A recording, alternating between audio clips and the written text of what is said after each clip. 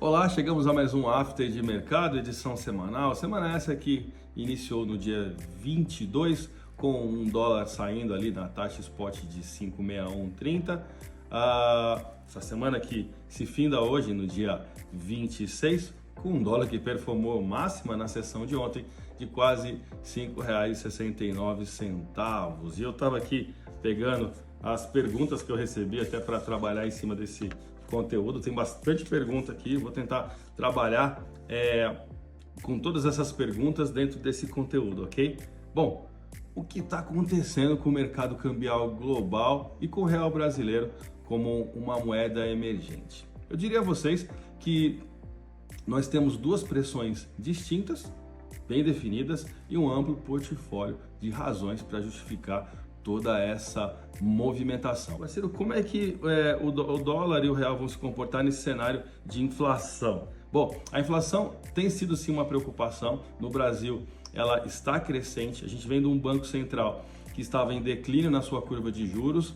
Ele parou de reduzir a sua taxa de juros e agora aumenta as apostas de que o Banco Central, através do seu Comitê de Política Monetária, o Copom, vai manter essa política de manutenção. Na verdade, as apostas que se aumentam agora em 21% é de que o Banco Central, já na próxima reunião de semana que vem, ele irá aumentar a sua taxa de juros, ok? Então, essa movimentação, esse entendimento, melhor dizendo, até trouxe uma percepção para o mercado que ontem valorizou o real brasileiro em 0,18%, que é uma alta insignificante perto do tanto que o real brasileiro tem se desvalorizado perante o dólar. Para vocês terem uma ideia, desde o dia 10 de abril, onde iniciou essa projeção de alta no dólar, a moeda americana já teve ganhos de quase 13% em 72 sessões e 72 pregões.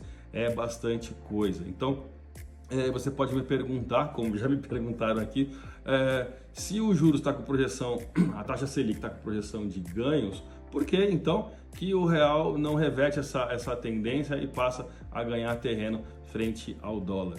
Eu posso dizer para vocês que a vida da nossa moeda não está fácil. Por quê? Porque o carry trade, que tanto beneficia a nossa moeda devido ao diferencial de juros e ao aumento da atratividade de riquezas para o Brasil, ganhou um novo concorrente, a possibilidade de carry trade entre o ien japonês e o dólar.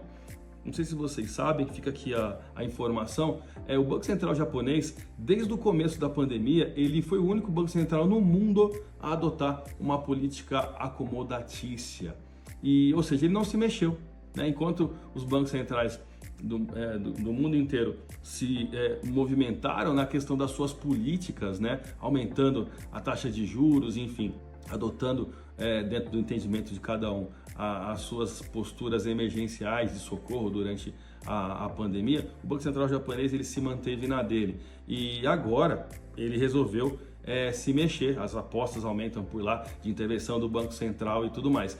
Então, esse fluxo de riquezas que viria para o Brasil devido à projeção de elevação dos nossos juros está sendo alocado no Japão, nessa paridade, né, ien japonês e dólar, e aí a gente acaba sofrendo também esse viés de menor atratividade, agora com concorrência em operações de carry trade, onde a gente sempre foi muito atrativo para esse tipo de operação.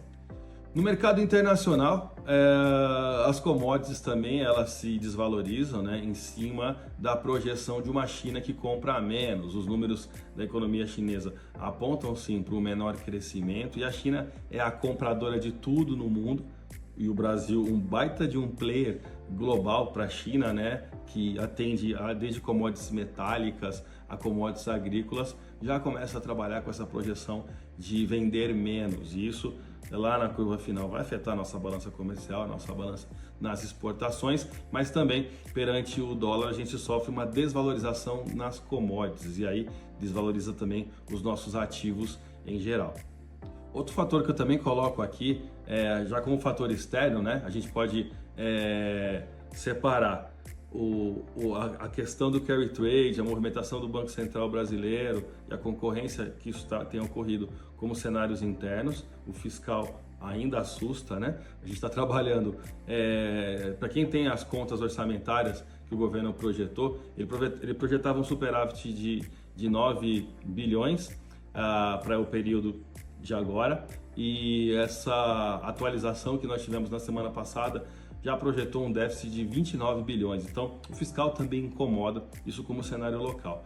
Lá fora, como eu citei para vocês, a China, nesse contexto de comprar menos, também é um viés negativo para o real brasileiro, e a economia norte-americana, que cresceu 2,8%, aumentando as projeções também de movimentação na taxa de juros na semana que vem por parte do Fed, ou seja, mais um banco central, não só o japonês, também elevando a sua taxa de juros. São situações que acabam fazendo com que ocorra uma reversão do fluxo de riquezas que antes viria para o Brasil, agora para essas nações, devido aos fatos que eu estou aqui apresentando a vocês. Vamos agora estudar o gráfico do dólar nessa semana de tanta volatilidade, valorização do dólar. Semana que vem, super quarta, com decisão de taxa de juros no Banco Central dos Estados Unidos, Banco Central do Brasil, Japão, Reino Unido. Então é muito importante a gente precificar esses preços de disputa, essas taxas de disputa entre compradores e vendedores. Vem cá comigo. Bom, a valorização que eu falei para vocês essa semana foi aqui esses 5 candles, aqui, 1,38% de alta, bem acima da média móvel que está em R$ 5,53. A máxima da semana foi a máxima da banda de Bollinger também, desse mesmo período, né? Dentro desses 5 dias, ela representa 200 pregões, 568,39 é a taxa.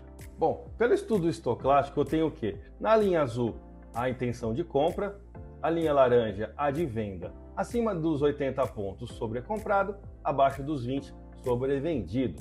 O mercado está sobrecomprado, ainda acima dos 80, mas dentro de um contexto de mercado ascendente, tá bom?